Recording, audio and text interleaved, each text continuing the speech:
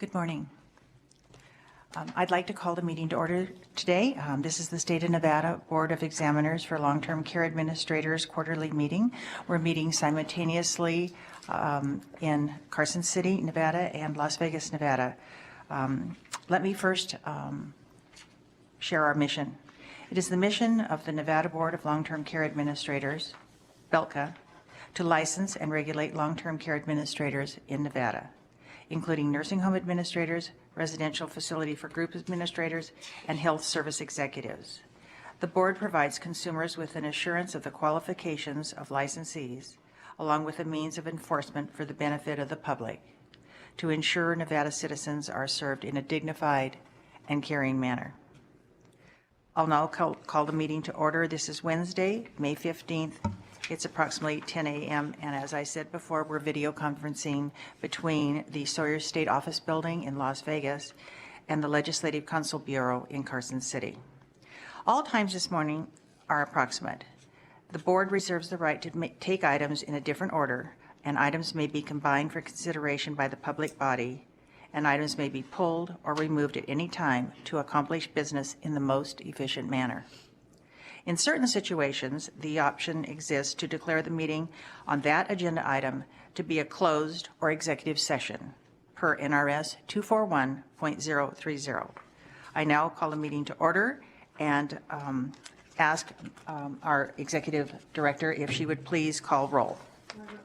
Present. Present. Present. Lisa Meyer. Present.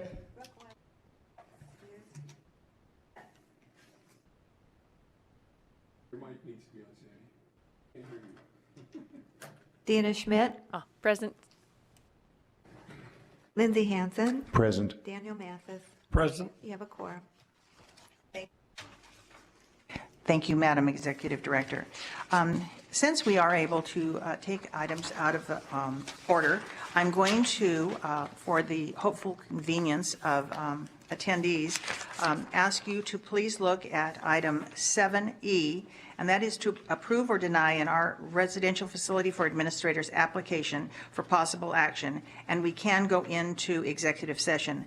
So this application involves Shanice Burton. Ms. Burton, are you present? Would you like to step forward, please? Thank you. Please feel free to have a seat at the table here. Thank you for being here this morning. And Ms. Burton, could you press the button in front of you? Thank you for having me. And I'll start, Ms. Burton, by asking our executive director if she would please just share with the board the reason that we've asked you to come before us this morning. Well, Ms. Burton completed an application for licensure, and she answered no to, wait a minute, the question regarding certain issues for her background check, and the results came back with an item that came up. Per our normal treatment of these types of things, the board has to decide if they want to allow the application to proceed or not. Thank you. And I apologize. At this point, we can go into a closed session if you would so wish. Yeah, it was already. Push it, yeah. There you go. Oh, just leave it. Okay. You said a closed session? Yes. Sure. Do you want closed session? That means everybody has to leave, except Oh, the board. no, I don't mind. No, It's can- okay. It's Okay. So we can, you're agreeing to an open session right Sure. now. Thank you. Thank you. Margaret, can you speak up just a little? Absolutely. Thank you. Thanks, Sandy. So, Ms. Burton, thank you for being here this morning. Yes, thank you for Our having executive director says that on the application, it asks if you've probably had any previous incidences Yes. that would have been reported to law enforcement. And apparently, is this correct? You checked that is, you did not, when in fact you did. I did. I also prepared a letter, if it's okay if I read it. Okay. I'm here to appeal the denial of my application and offer my sincerest apologies for any confusion. of my initial submission. It has come to my attention that there were discrepancies in my application, and I want to assure you there was no intention on my part to mislead or falsify any information. It was something that was almost 10 years ago and unfortunately slipped my mind, and I hoped I had moved past it. Upon reviewing my initial application, I realized there was misunderstanding stemming from my part, and I deeply regret the inconvenience. I acknowledge that the information must be accurate and transparent, and I do take full responsibility. I understand the importance of upholding integrity and honesty, and I assure you that was never my intention to compromise these principles. I am a group home owner, and, they felt that I was okay to own a facility. Thank you. Madam Executive Director, correct me if I'm wrong. Our regulations do not allow this application to move forward since it's a fraudulent application. Is that correct? Yes. Okay. Unfortunately, the way NRS is written and our governing regulations, we must ask you, and we'll of course vote on this. I'm just sharing this with you now. It doesn't preclude you from reapplying and completing the application accurately, and then it would move forward, is my understanding. Margaret, the normal process for this issue is that, Ms. Burton, you can reapply. Okay. A new application, and again, with all the fees and everything. Once your application goes through, and assuming you get licensed, you would actually be on probation for a matter of 18 months. And during that period, whatever facilities you were the named administrator of, you would be required to maintain a B or above. Should you get a grade lower than a B, your license would be suspended until you came before the board. But you certainly can reapply. Okay, that's great. Thank you for explaining that. Do you have anything else you'd like to share at this point? No, just that I'm a group home owner myself. I own a memory care, and they felt that, I take great care of my patients. I've maintained an A. So just asking for reconsideration. Thank you. So you're clear that at this point, if the board, per statute, has to Sure. make this decision, but in the meantime, you have an alternative. Yes. Any comments, questions, or concerns from the board? I just have one question. If you've maintained an A, good for you. Oh, thank you. And I just have one suggestion, and that is, please be very, very mindful. One of the reasons that this statute is in place is because of our concern for people being able to read, write, understand English, and that obviously is reflected in the way in which you deliver care. So and we've done everything we can on the application to make it clear that even if it's been purged, whatever, it still comes up, and so we've tried. Is there anything on there that made you think you didn't need to, is there anything else we could do to improve the process? No, you know what? I mean, as an owner, I'm so busy, and I just read maybe the first sentence, misdemeanor felony, and I'm like, no, I don't have that. And then, it came back, and I'm like, oh, yeah. So the application's clear, it's just that perhaps you didn't quite take It was myself, yes, definitely. Thank you. Are there any other questions, comments from the board? Then I'll call for the question. A motion. I'll make the motion.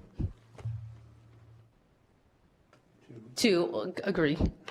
Okay, to uphold Uphold. the regulation? Yes. Okay, thank you. We have a motion to... I'll second it. A motion and a second by Lisa and Doug. Are there any other discussion? Then I'll call for the question. All in favor, please say aye. Aye. Aye. Aye. Opposed, same sign. Motion carries unanimously. Thank you again for being here. Thank you so Best much. wishes, and we Thank look you. forward to your moving forward. Thank you so much. Thank you.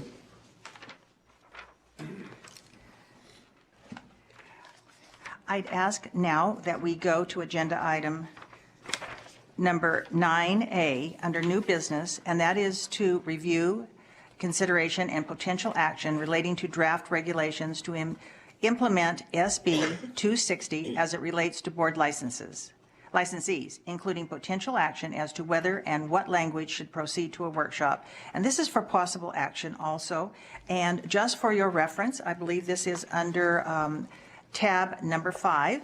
And at this point, I'd like to turn our meeting over to our legal counsel, Mr. Ling, and we'll move forward from there. Thank you. Yes, what you have in front of you is a draft regulation for your consideration this morning. This is, I'll give you just all the board a bit of background as to how we got here. After you retained me in my services, I started working with you. As you all know, we have discussed at least going forward with this as a notion to try to find some way to modify our regulations to accommodate the new law and to allow for the payment for referrals, okay? We've been prohibited that for decades. I know that's been this board's practice. In the course of doing that, we have, you formed a work group, which included 3 of this board, and we were then in discussions with counsel who represented a place for mom, one of the leaders in the industry side of this referral process. We've had a number of meetings. I've worked very productively with Mr. Barney, who's here in the audience right now, and 2 other lawyers from his firm. We've been batting around this language very productively, I believe, to come up with what you have in front of you right now. This is the product, therefore, of 3 of your board members and legal counsel to try to find a way to allow these referrals to occur now and payment for these referrals to occur under your regulations. So the regulations we had to address was, and you'll see this in section 1 on page 1 of this draft, that is the primary reg we're going to change, which is NAC 654-210. That is your reg that sets out various things that can be causes for disciplinary action against our licensees. So the design of this is this. As these referrals occur, there are going to be things that you're going to need on every referral, okay? Our licensees are going to need on every referral. And then there are things that the statute requires a business such as a place for mom to have, but those things aren't going to change from referral to referral to referral. So you'll see in the structure here for those things that are going to change from referral to referral, that's one section here, and then there's another section later I'll discuss, which only requires that our licensees get that information annually, okay? Because that's just information that's not going to change from referral to referral. So let's look at page 2. We are changing the language in subsection 2F, and the change here is this is the section I was describing, that this is what our licensees will need to obtain for every referral that is made from a referral agency to their facility. And it's only 2 things that our licensees are going to need to get. They're going to have to get an affirmation from the referral agency that it engaged in the disclosure process that's required by the statute. There's some disclosures that have to be made to the resident or the resident's representative about essentially we're going to refer you, and you're consenting to that referral, and there will be a payment made, et cetera. So they're going to affirm to you, to our licensees, that occurred and that they have, in fact, made the requisite disclosures and obtained the requisite consent from the resident or the resident's representative. Then the other thing that we will get in every case is a copy of the contract between the resident, their representative, a place for mom. So those two things you'll get every time. But those are things that, if you think about it, the way this process is going to work, you're going to get those anyway, okay? This person's coming to you as a referral from a place for mom. There will be a contract. You're going to want that. And then this other document will essentially end up being a form document in the end that the representative or the resident will sign saying, yep, I was told everything I needed to be told. I agreed to this. I agreed to the referral. So that's section 2F. We then made changes to 2G and 2H so that those still continue to otherwise prevent payment for referrals unless they come through a referral agency, okay?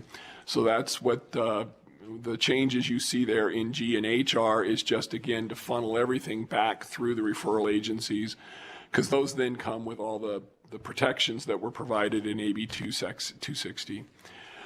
Then if you go down further on the page, we're adding a new subsection S. This is adding a professional responsibility to our licensees, that it would be a disciplinary offense if they accept somebody into their facility who the licensee knew or should have known could not adequately be cared for by that facility. The reason for that is that's a bookend or a match to what the referral agencies have to do, okay? They have to make that determination themselves. That's one of their professional responsibilities. But this is just a backup to that. Plus, this also applies entirely independent of referral agencies, okay? So this person came to you from word of mouth. This person came to you in some other way besides a referral agency. You still have that professional obligation to make sure your facility is appropriate for that person. And we didn't have anything that said that. I was surprised when I looked at our laws that we didn't have anything. So now we do, okay? That's what subsection S says. Then you go on to the next page, page 4 of this proposed regulation. You will see that we're bringing in the definition of senior living community from the bill. We're also bringing in the definition of senior living community referral agency from the bill. So that's what sections 2 and 3 are. And then section 4 of this is the section I was describing to you earlier as part of the design. This is going to add new language to the regulation. And what this is saying is, if you have a contract with one of these referral services, your facility has a contract with one of these referral services, you're going to need to get, our licensees are going to need to make sure your file contains 3 things, but these are only required to be updated either as they change from the referral service or as, at least annually. You're going to just need to check that file and make sure that it's current. And those things are, you have to get a copy of the declaration page from the referral agency for their current liability policy. That just allows you, as the facility being referred to make sure that they are in fact maintaining the insurance that the statute requires them to maintain. You also then would get a copy of their policy, their privacy policy. That privacy policy, as we learned in the course of these discussions, is readily available, at least with a place for mom. That's available on their website. So for our licensees, that's as simple as going out to their website and just downloading the most recent version of their privacy policy. But that, again, allows us to assure that they are in compliance with what their statute requires of them, and we know then what their policy is regarding the handling of the confidential data and the privacy data that they'll be handling and passing on to you. And then finally, the other one they need is a copy of the disclosure statement that they read to the resident or the resident's representative. Again, this was a good learning. We had an opportunity, I did, at the invitation of a place for mom, to meet with their counsel, and there's some in-house folks from a place for mom to explain to me how they do business. It's not going to be a surprise to any of you that most of their referrals come through telephones, okay? So they are, this is essentially the script of the disclosure statement that they will be reading to everybody who calls in when they finally say, okay, it sounds like you want to use our services, you want to obtain a referral from us. I need to read this to you. This what you see here on page 5, subsection 3, is that text of that statement. So we know what they're telling the people that are getting referred to your facilities. Again, that would be something they'd have to update. You would have to update in your facility at least once a year just to make sure that that disclosure, again, it's just making sure that the disclosure is occurring and what the terms of that disclosure are, so we know that they're in compliance with the law and we know that that referral therefore is coming to you lawfully. But that's not going to change from referral to referral to referral, so that's why that's one of those documents you only have to obtain once a year. So I think that that's the design here of this. This does now therefore facilitate the ability to have these paid referrals through these referral services only, and the kinds of obligations we're putting on our licensees to make sure they have the documents they need to make sure these referrals are done well and in best interest of the resident that we're dealing with in each case. So with that, I'd be glad to answer any questions the board might have regarding this draft.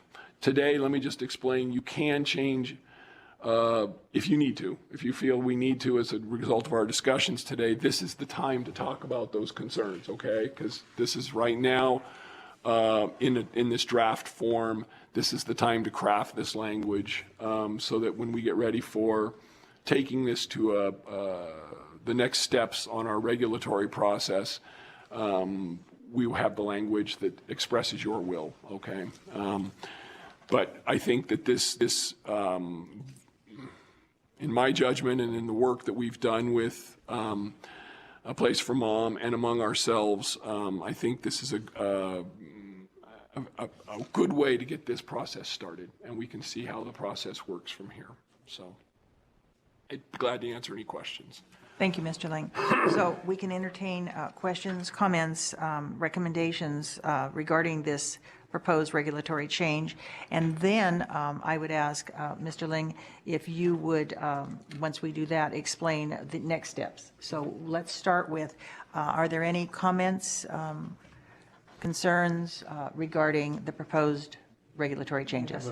Mr. Sinclair. I have a quick question. Number 3 here, a copy of the disclosure statement. What exactly is that disclosure statement? I mean, is that here somewhere? No, that will be unique to each of the referral agencies. They will have their own disclosure statement. What the statute requires, the new statute requires, is that they make a disclosure. There are certain elements set out in the statute that have to be part of that disclosure. And then they have to make that disclosure to every resident or resident's representative that they're working with.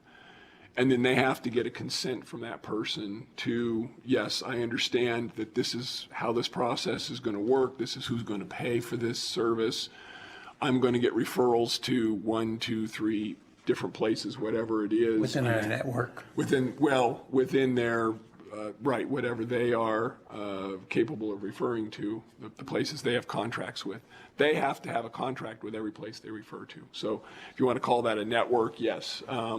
They will be reaching out to whomever it is they deem good for their business proposition to ask those facilities to sign contracts, okay? And so whoever's on their system, within their system, they will then be referring people to those places. And this disclosure just will tell them, I've identified 3 places that are appropriate for your placement. You understand that I'm going to send your information to them for their consideration and your consideration. I guess the question is, and may not be anything we can do about it, but I guess my question is the potential client, and when they're disclosing these things, are also disclosing that they're being shown only facilities within a network, and that there may be other facilities available that they're not being shown because they're not in the network. I mean, something to let the unknowing person know that there's possibilities out there. I don't know if we can enforce that or if that can be part of the disclosure, but I just see the average person not knowing. Right. I understand the concern. That was not that level of disclosure was not required by the legislature. Okay? It's Okay. not in the bill. All right. And so we can't mandate that they disclose something that the legislature hasn't required. Now, that could be added legislatively, but that's certainly not in the design Okay, right now. that's all I Yeah. want to know, as long as nothing we can do about it. Yep. Thank you. Are there any other questions or any other discussion regarding moving this proposed changes to our regulation? Hearing none, I'll call for a motion.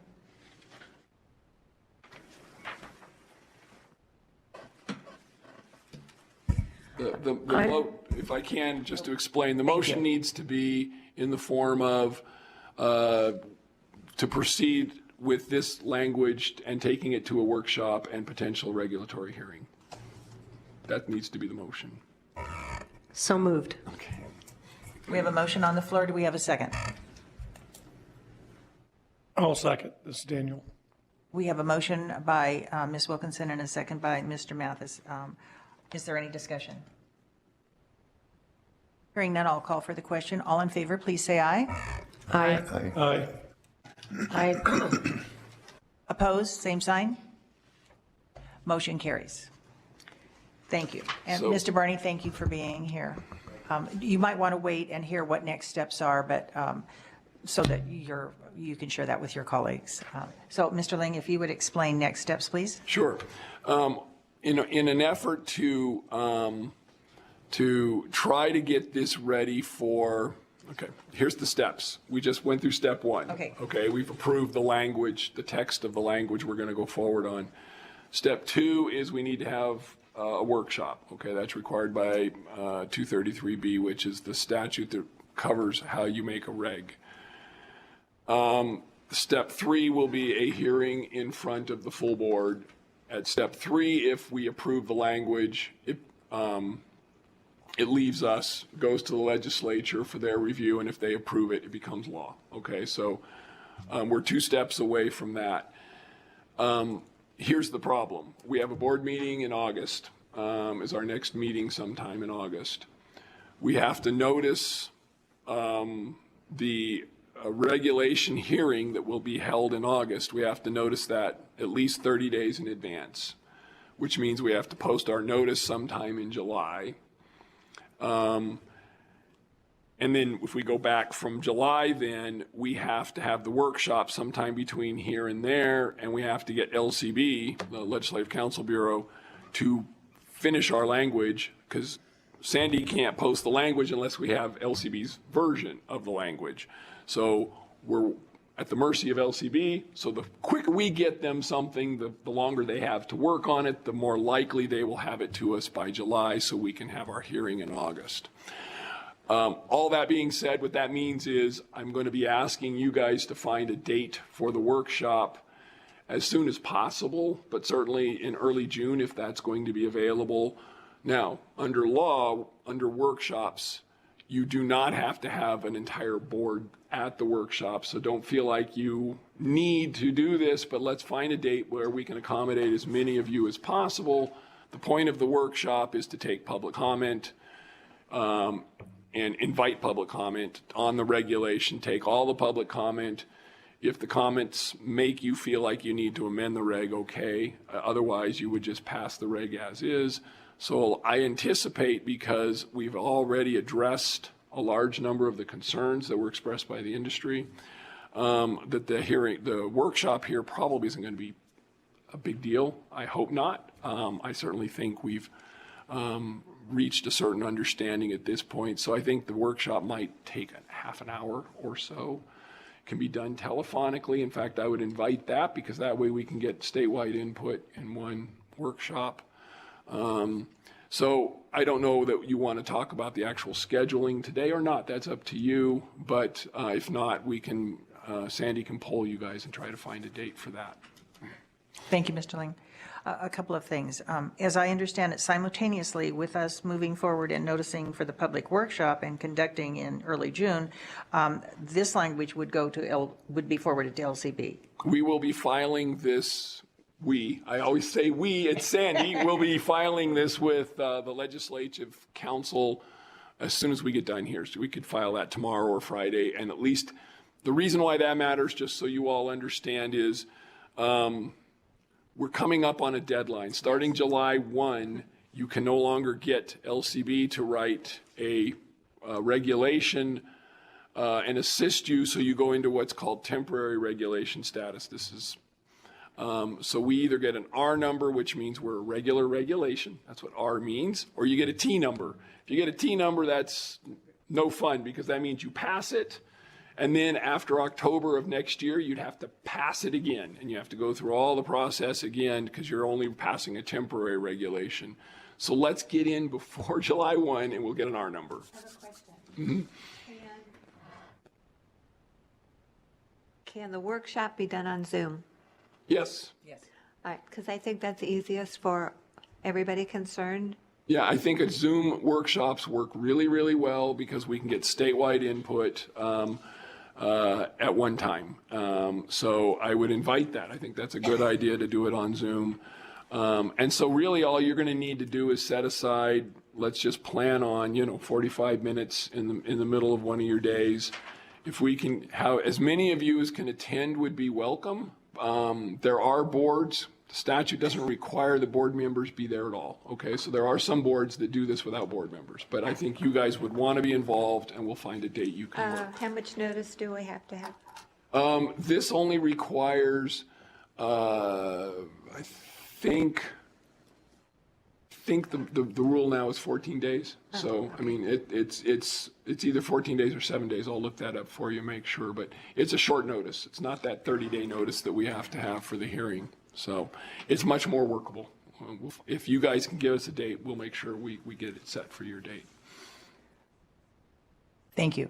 So maybe in terms of carrying this forward, just so everyone understands, we'll have the public workshop via Zoom in early June, and then we will hopefully set a date in August for the full board to meet, and at that time we'll be doing the hearing. So that will be in person, probably both in Northern Nevada and Southern Nevada or whatever.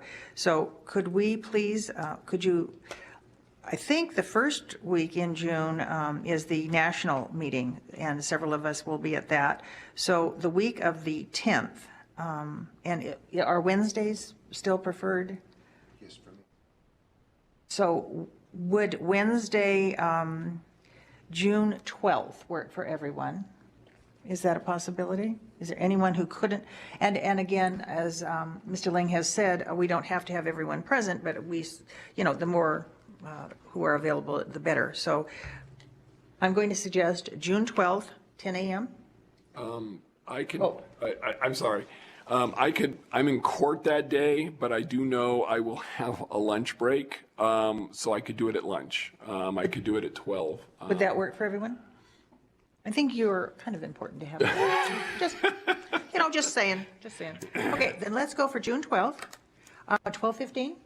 That works, because this isn't going to go, it shouldn't go very long. Okay. So, and they can't go without me at court. So Wonderful. We'll So- go as long as we go. Okay, but I think this is kind of a, hopefully would be a rather simple process.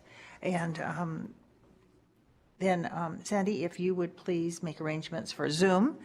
And Dina, I apologize. Would that work for you? Yes, it does. Thank you. Wonderful. Thank you, Dina. So let's plan on, and Mr. Barney, that will be June 12th at 12:15, and you're more than welcome to participate, should you so wish.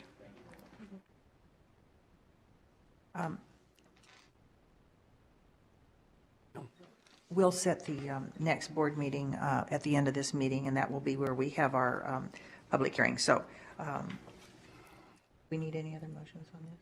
No, we'll go ahead and set this for the 12th at 12 and 12:15. 12:15, so you have And time I'll work to- with Sandy on the reg note, the notices that we need to file and where they need to go. And we'll get that taken care of. No problem. Okay, and just one other question. Are we going to just be considering this specific language, or are we going to we'll be looking at the entire? That's going to be the will of the board. If Okay. you guys want to look at the Fine. other reg at the Okay. same time, We'll we talk can about do that. Okay, Yeah. then we'll talk about that in a few minutes. Okay. Okay, then I believe that concludes this agenda item. Thank you. And we'll go back to our agenda. And I neglected to do public comment. This item is to receive comments limited to 5 minutes on any issue and any discussion of those items. However, no action will be taken on an item raised during public comments. Comments based on viewpoints are welcome. Are there any public comments at this point? Hearing none, there will be an opportunity before the conclusion of the meeting for public comments as well. Next, I'd ask Dina if you would please do agenda item number 5, the Secretary's report. Thank you. This is Dina, and I just would offer if everybody had the opportunity to read through the report, and I did want to bring up some items that we had discussed offline a little bit. One of the things that I brought to the attention was I was wondering about our finances. We have a robust amount of money, and we're doing very well, but my concern was a couple items. One concern that I had that I wanted to bring to the members was regarding FDIC insurance and how to ensure that all of our funds were appropriately and completely covered under FDIC insurance and what those opportunities were. So I'd like to hear what we've learned about that. And the second one was, if we have the money that we have available to all of us, do we have an obligation or should we be looking at reinvesting that money into the industry, perhaps providing some CEUs for administrators or on certain topics that we're seeing issues on? I've reached out to my team to get some topic areas and have some ideas, but I wanted to kind of throw it out to the rest of the group to see if there was an interest in those areas. Thank you, Dina. We'll approve the minutes, and then under new business, we have the agenda items to which you've referred. Oh, I'm so sorry. So All right, we'll then I'll definitely just address those. ask Thank for a you. motion to approve the minutes. I'm so sorry. I jumped ahead. Oh, no worries. No, that's okay. That's okay. You know, it's better to be safe than sorry. So there's a motion on the floor to approve the minutes. I'll second. It's been moved and seconded. All in favor, please say, discussion. All in favor, please say aye. Aye. Aye. Opposed, same sign. Thank you. And Dina, I really appreciate those insightful comments that you brought up because sometimes we get moving forward and we forget about dotting the i's and crossing the t's. So we'll get to those, and hopefully Sandy will have some recommendations for us. So thank you. And just one other aside, how's that daughter of yours doing? Day by day, no babies yet, so that's a good news. We're hoping next week is 32 weeks. She's going to be grandma to triplets. Oh, my goodness. So exciting times. Congratulations, and thank you, Dina. Administrative report is our next agenda item. Sandy? I would just to say that the office is running business as usual, and I really don't have anything special to report. Thank you. Are there any questions or comments on the administrative report? Thank you. Then we'll move to the next agenda item, which is administrator licenses. These are licenses that are issued, but they must receive final approval from this board when all requirements have been met. And so far, we have 3 categories here: nursing facility, residential facility, and inactive requests. And all paperwork is in order, all fees are paid, and I would ask for a motion. This is Dina, and I move to approve. I'll second. We have a motion on the floor and a second. Any discussion? Call for the motion then. All in favor, please say aye. Aye. Aye. Aye. Opposed, same sign. Motion carries. Thank you. Unfinished business. Sandy, could you please just briefly review our board statistics? Sure. All of these figures, the data is as of April 26th, and I'm trying to keep it as aligned as possible so that it represents each year forward. So as of April 26th of this year, we have 417 facilities that require a licensed administrator, an RFA. We have 257 in-state active licensees, and as you can see on the report, the breakdown of how many administrators are carrying the number of facilities. On the next page, you'll see facilities without an administrator. And per that, of those facilities, 4 of them are actually facilities going through licensure process, so they don't have patients or residents, but they're in our database, so we have to count them. From the previous report, we had 32 applicants going through licensure. We received 15 applications. 10 applications were voided. 3 were other. We have 34 going through the program. 6 are going through the introductory course, 9 Nevada best practices, 4 are going through their AIT, and 15 need to pass the NAB exam.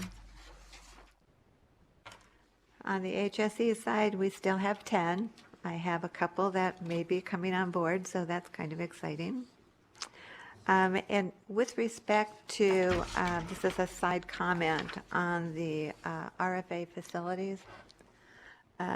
One of our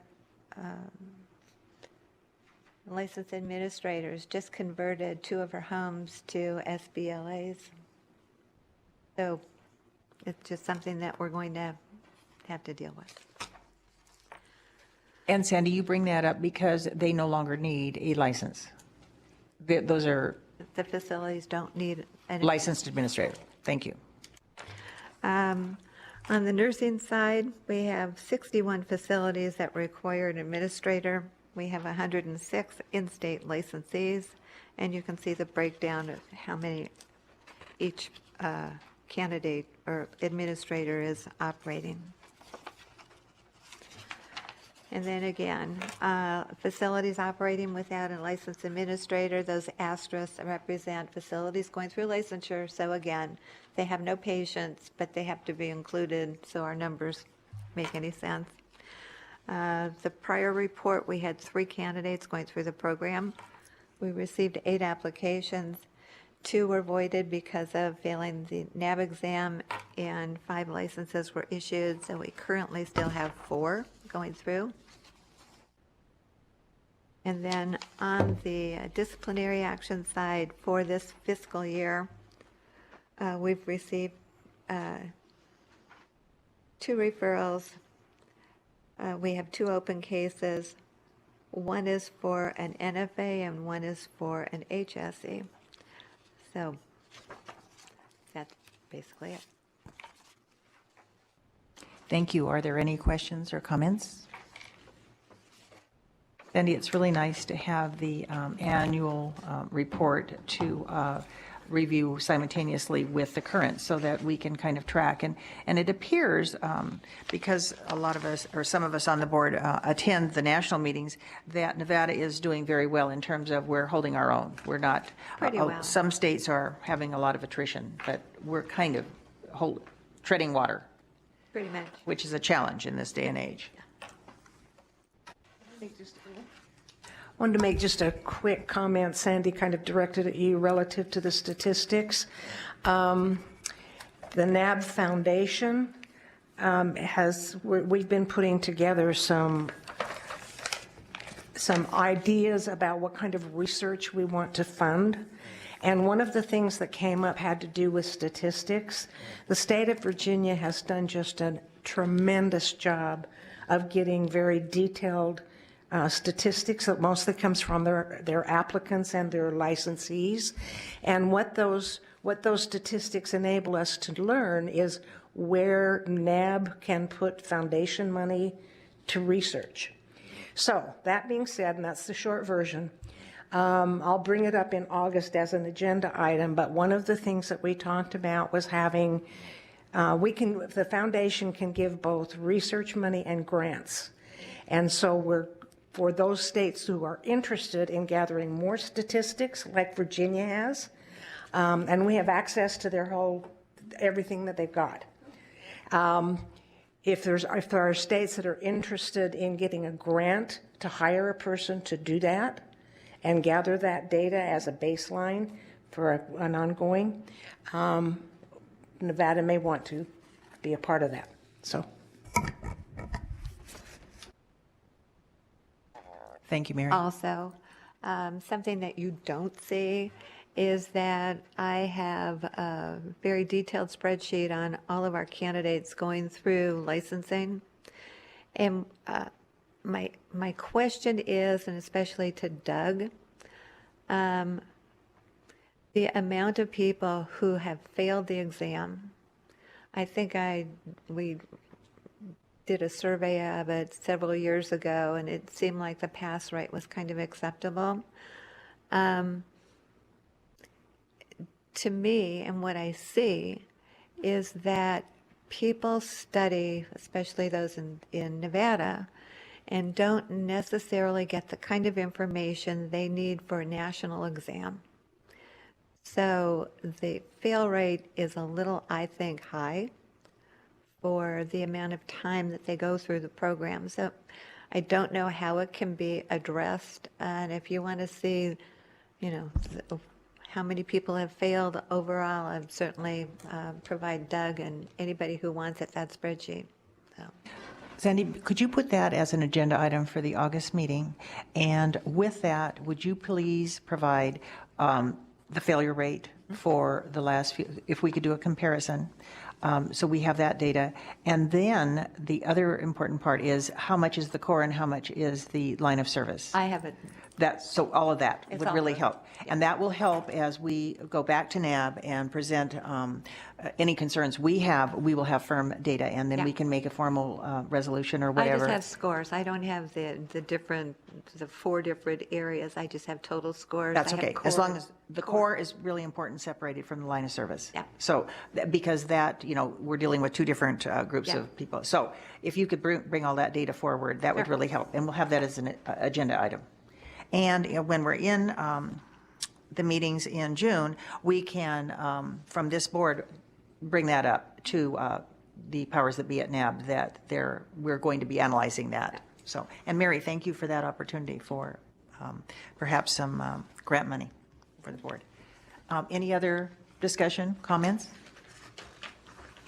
Thank you. Thank you, Sandy, and thank you, Mary. Okay, then let's move on to the next agenda item under new business.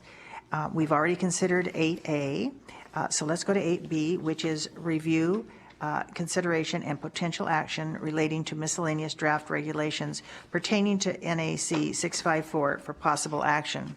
And might I just introduce this by saying that Sandy and I have been working on this for years, literally. It's your very last tab, and it's a work in progress. And basically, what we've done is try to clean up some language, do some wordsmithing, and based on our experience in carrying out our regulations, we've recommended some changes that would be more user-friendly and perhaps more clearer, et cetera. So, quick question, Mr. Ling. Shall we go through page by page? How should we approach this, would you recommend?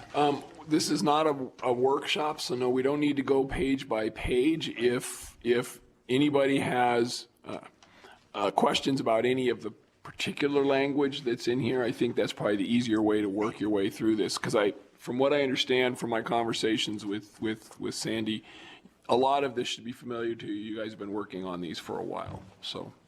That is correct. So I will not call out anything in particular, but I will allow time at this point if anyone on the board has something they want to call out, clarify, question, whatever. And this is pre our public workshop, no, our public hearing. No, will this be on the public hearing? This can be, if you put it on the workshop agenda for the workshop on the 12th of June. Yes. We can move it forward at the same time as we move the other regulation forward. So That yes. would be wonderful. Does anyone have anything, Mary? Yes, I do. And I apologize for not getting it in sooner because I knew you guys were working on it. But it's something that has kind of come into my consciousness more recently.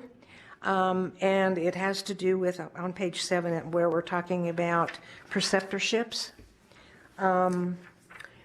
that I think we need to tighten that up a little bit in terms of For example, can someone who is not a part of the facility or is in a different state or whatever the case is, they're not physically there as a preceptor, does that really count? Where would that be addressed in specifically? That would be in 7, I'm sorry. Yeah, That go would be ahead. in 7, on page 7, excuse me. Yeah, where? 3A.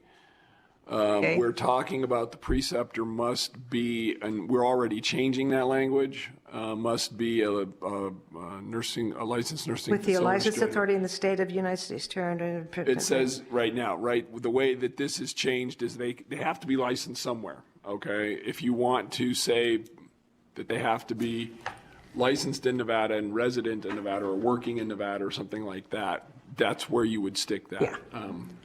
Because right now, this is the opposite. Right now, this says they just have to be licensed somewhere. right. Is You know, what this says. I'm sorry, we had discussions several years ago about being able to accept AIT programs from other states, and the language was set this way so that if somebody took an AIT program in New York and their preceptor met the requirements and their AIT program met our specific requirements with respect to time and kind of areas, that we could accept that program. So that's why it's written that way. I do recall that. My concern is that if someone is a preceptor and they're not physically in that facility during the preceptor time, how is the potential licensee or the intern actually getting help from that preceptor? That's my concern.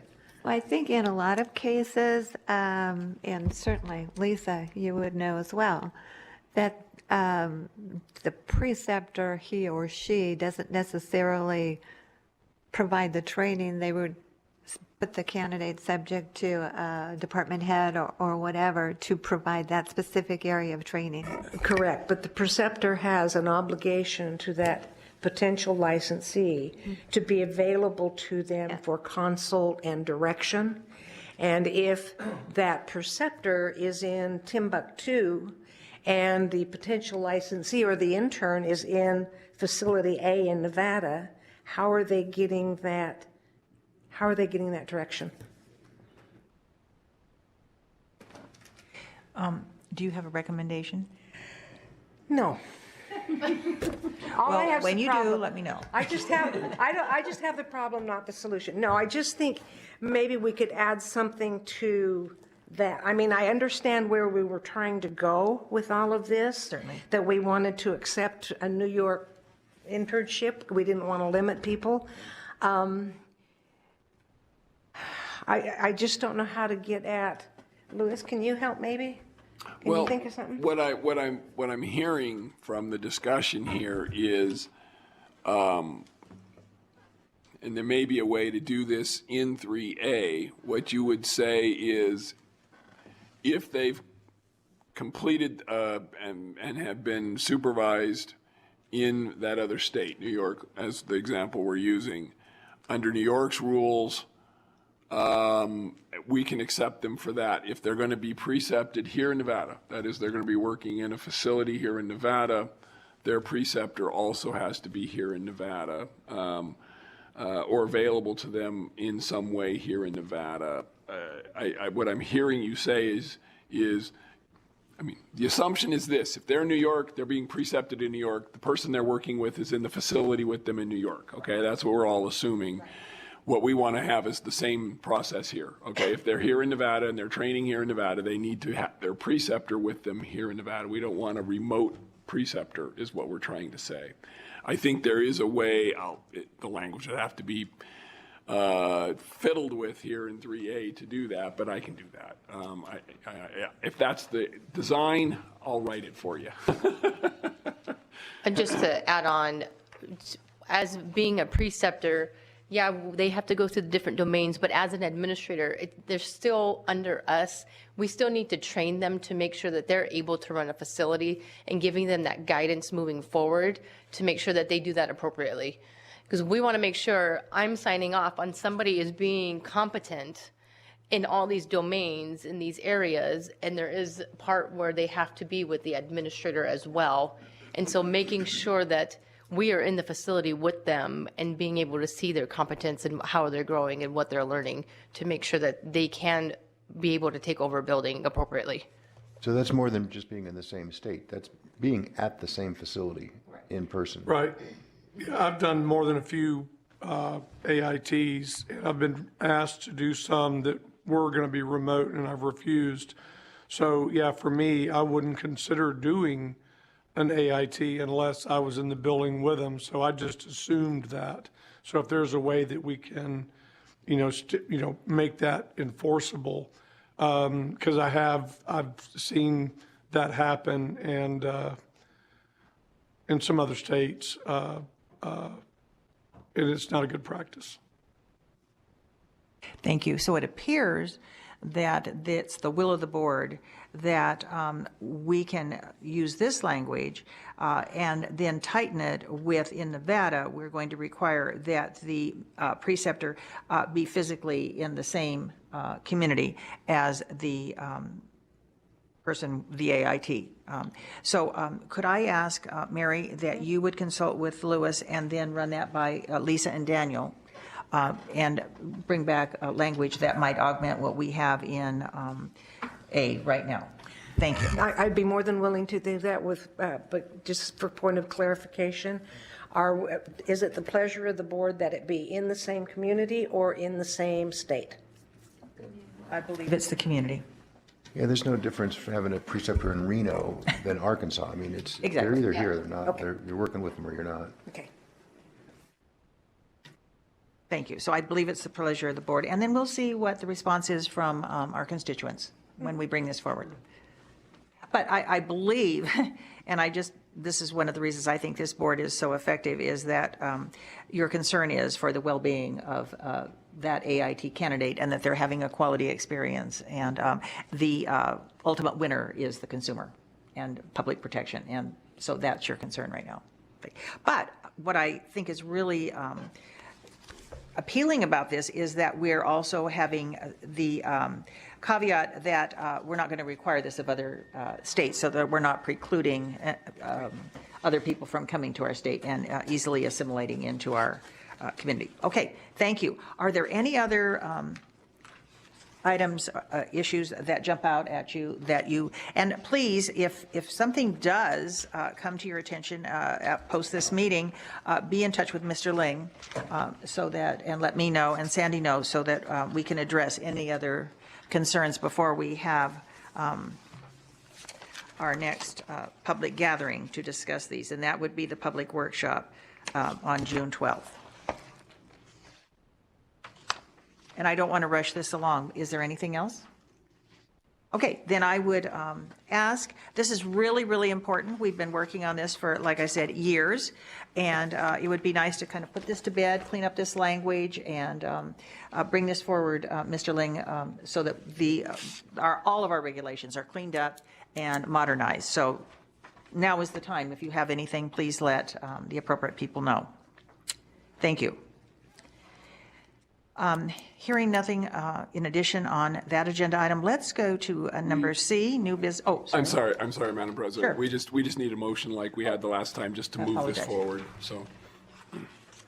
I'll entertain a motion. This is Dina, and I will move that we move forward with the additions that were discussed. Thank you, Dina. Do we have a second? I'll second. We have a motion and a second. Discussion. All in favor, please say aye. Aye. Opposed, same sign. Motion carries. Thank you.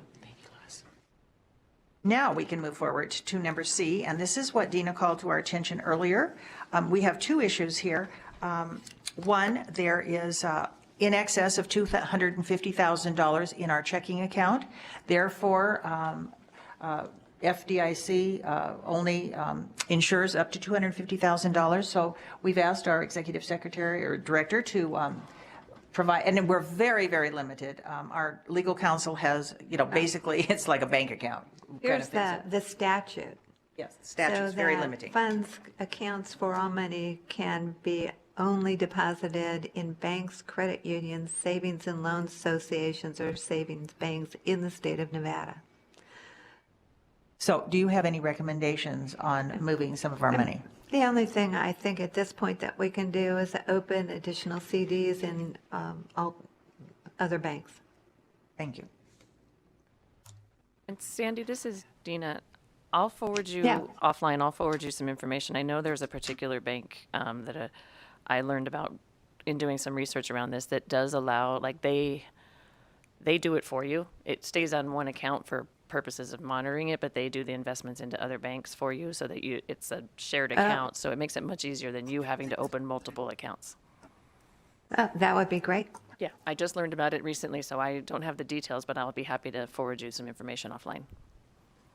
Terrific. Okay. So, Mr. Ling, should we have a motion that we will move funds in excess of the $250,000 to other statute-approved? No, I think at this time what we could do is, you've directed staff to do this, so we'll have Sandy look into this. Okay.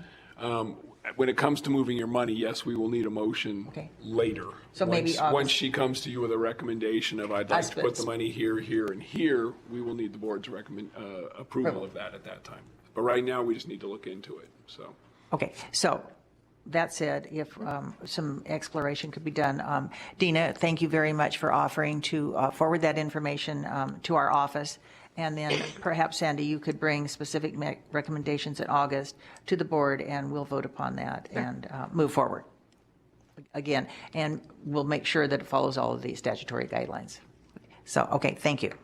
So we won't need a motion on that today, but we have a work in progress right now for dealing with this. Now, the other item, and we've done this in the past, pre-COVID, like everything else, things change, but that is investing in our licensees. Giving back to them. So I reached out to Dina, and you said, Dina, that you're talking with your ombudsman. I thought perhaps there were some specific topics that regulators are seeing that perhaps we need to address and offer continuing education. And so I would ask now for a little bit of discussion in terms of, is it the board's pleasure that we do provide some complimentary continuing education to our administrators? If you go to the Belco website, you'll see a list of current CEU programs that people have applied to provide. The majority of them are free. When they're free, when the organization providing the CEUs doesn't charge their participants, we don't charge them. So with that, there is a lot of free stuff available. And I don't know if the board would be predisposed to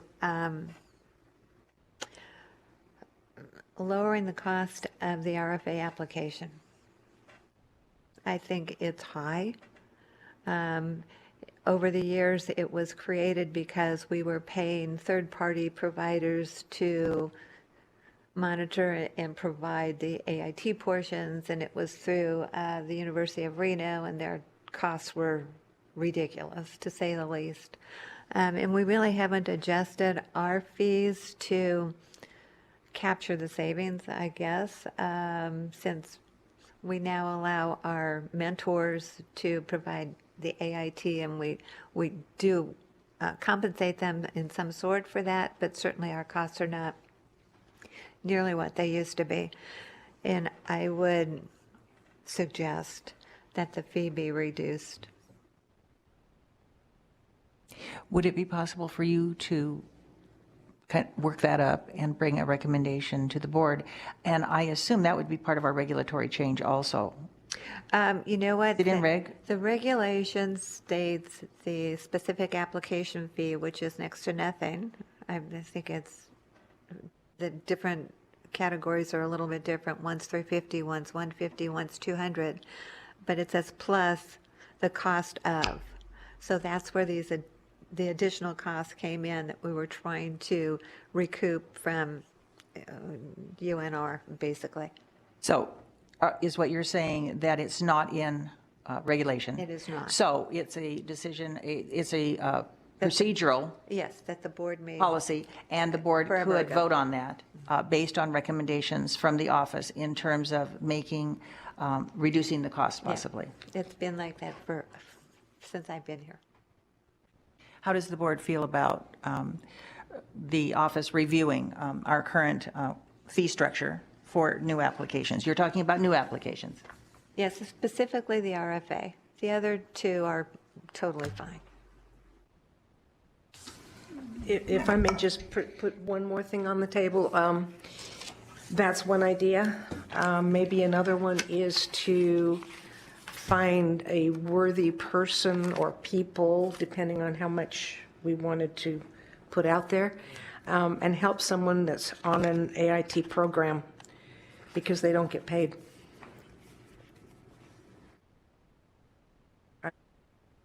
So that's another idea. This is Daniel. I've got one more item that is going to come up in the legislature. But ICF facilities, Director Whitley and Healthcare and Quality Compliance are looking at addressing some of the behavioral issues, adult and pediatric, through ICF facilities. And it is, I've been running the pilot program for the last year plus, and it's going to be a big shift. It is way different than current SNF or AL providers. So some education maybe that follows the changing of some of the proposed regulations would be a good thing to consider. I do think the state is going to, I don't want to use the word explosion, but I do think that there are going to be some new ICF facilities focused on behavioral in the future. Thank you.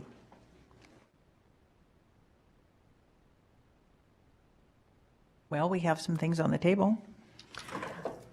Would there be a chance of maybe not making that vote today and kind Oh. of digesting all of this and seeing what maybe, what other ideas people have? Doug wants to say something. Doug? I think they're all good ideas. But yeah, we have to really look at it to see which way we want the money to go. The one thing, and I like your idea about the AIT candidates being paid, but that's going to be a hard one. That's going to be a hard one. I think it's going more with the two things I agree with is the education. Daniel was bringing up, and lowering the fees for the RFA, which I also think was high. So yeah, we just need more discussion on it. So if that, we could have an agenda item in August that would address two things. Of course, the financial disbursement of our current funding so that we could have safe placement, but better disbursement of it. And then the other thing would be addressing, I guess, the fee structure for the residential facility administrators in the future in terms of their new applications, in terms of relevant continuing education. And Daniel, if you would bring something forward on just a little blurb, because it sounds like that's very, very timely and would really maybe fill some voids right now in terms of things that are moving forward in our state that we might be able to impact in a positive manner. I will, and I'm working with Marlon McDade Williams, and they're talking about upgrading the regulations as well. So it'll probably be on that vein. Wonderful. Thank you. And then Dina, I know you have your hand and the pulse on the ombudsman, and they are visiting our communities on a daily basis. So if there's some recurring kinds of challenges that they're seeing that perhaps we could, again, I think one of the things that I love about this board is rather than disciplining people, we're trying to empower and educate them and help them do a good job and protect the public. So if we can do more to support our licensees through education, that I think serves the board well. And it just is something we've done in the past and might want to do again in the future. So it's just kind of narrowing it down and getting some of the topics that might be most appropriate, et cetera. So, Mr. Ling, we don't need a motion on that, do we? So we have it agendized for our next meeting. Okay. And thank you. And again, Dina, thank you so much, because sometimes, you know, we're just march on and forget to look at our processes. So thank you very much for bringing that to our attention. Is there any other discussion in terms of agenda item number C, the reserves, our reserves? Okay, then let's move to board member comments. Do we have any board member comments? This is Dina. I have one quick one. I just wanted to share with Thank you, Dina. And I don't believe I can't remember, I don't believe I brought this to our last meeting, so I just wanted to share with you. We, at Aging and Disability Services, had the opportunity to receive some ARPA funds. And one of the areas that we invested in and got approval for was we set out a notice of award to residential facilities for groups to do construction projects, funding construction projects to add or expand capacity, trying to help those facilities with any costs related to licensing, adding a bed, anything that would help us build capacity. And so we did award out the funds.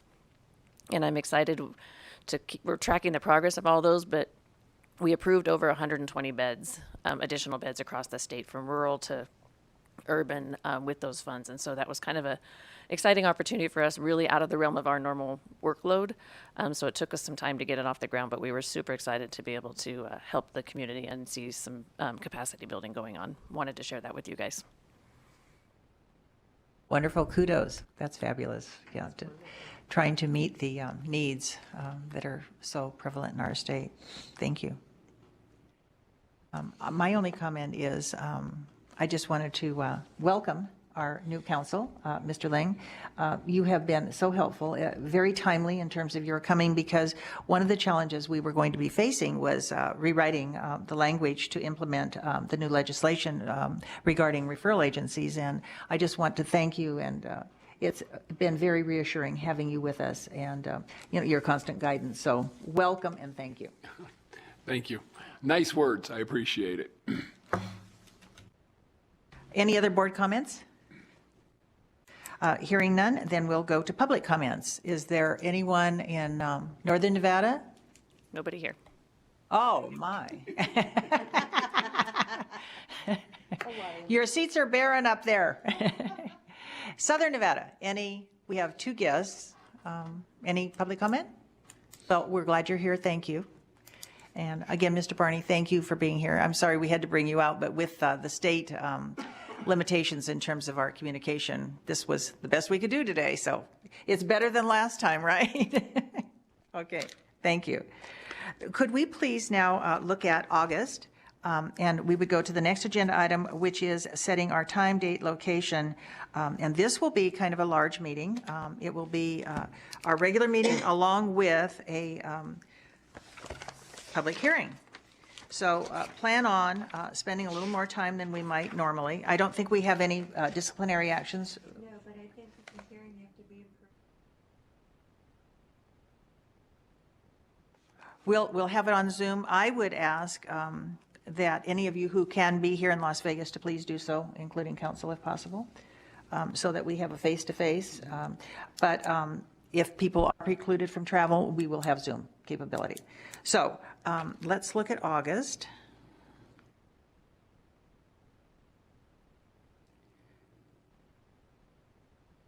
Okay, how do I look at August?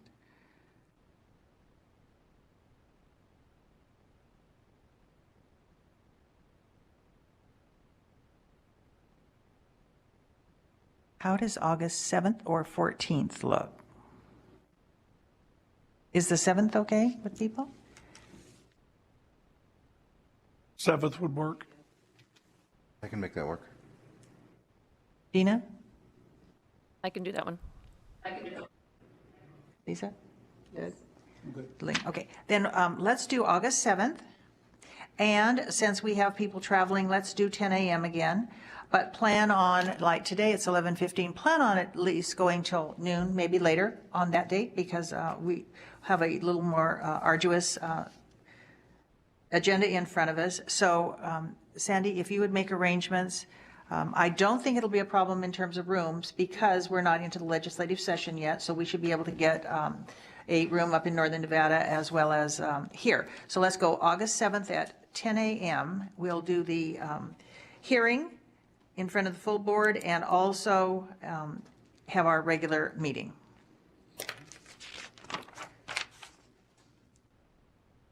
Is there anything else before I adjourn the meeting? Then I'd ask for a motion to adjourn, please. I'll make that motion to adjourn. I'll second. We have a motion and a second. Any discussion? All in favor, please say aye. Aye. Aye. Opposed, same sign. Motion carries. Thanks to all of you for your efficiency and for being here today. And I'll look forward to seeing everyone on Zoom in June and then our next board meeting in August. Thank you.